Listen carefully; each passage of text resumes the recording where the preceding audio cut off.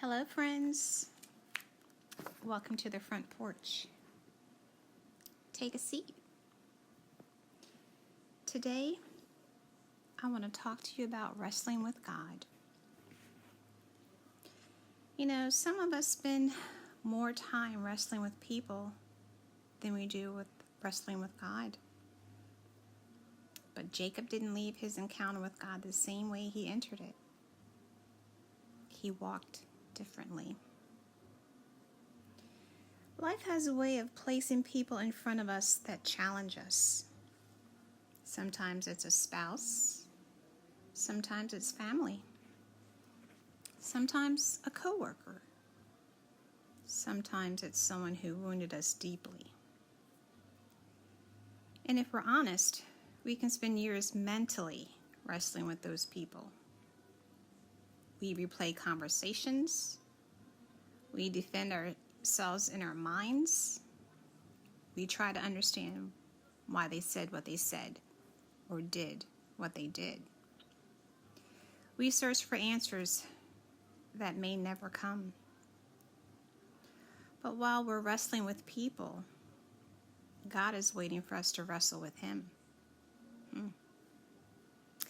Jacob wrestled with God all night. But I want you to notice something. When the sun came up, Esau hadn't changed. His circumstances hadn't changed. His past hadn't changed.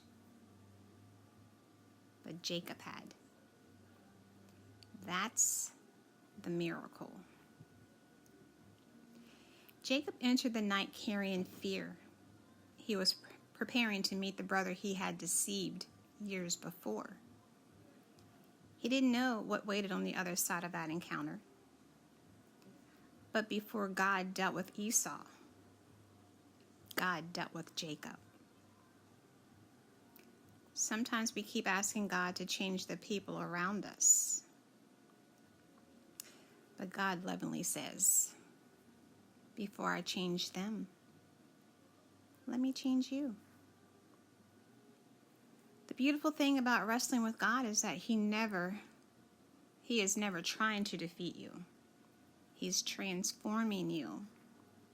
He's revealing places where fear still lives, where pride hides, where control still lingers, where trust has not fully matured. God isn't wrestling against you. He's wrestling for you.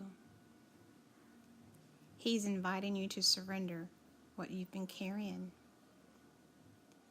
When the wrestling was over, Jacob received a new name, Israel. His identity changed. His dependence changed. Even his walk changed. The Bible says he limped. Every step reminded him that he had encountered God. Not because he lost, but because he surrendered. Maybe your greatest breakthrough isn't waiting for someone else to change.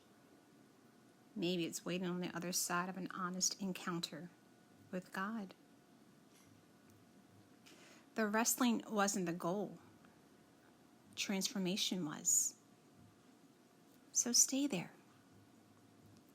Ask the hard questions. Let Him search your heart. Don't rush the process. Because when you wrestle with God, you may walk away differently than you came. So today, instead of wrestling with people, take your questions, your disappointments, your fears and frustrations, and wrestle with God. Because He has a way of changing us before He changes our circumstances. So, my friends, I'll see you next time, right here on the front porch. Take a seat where healing becomes a lifestyle. Blessings.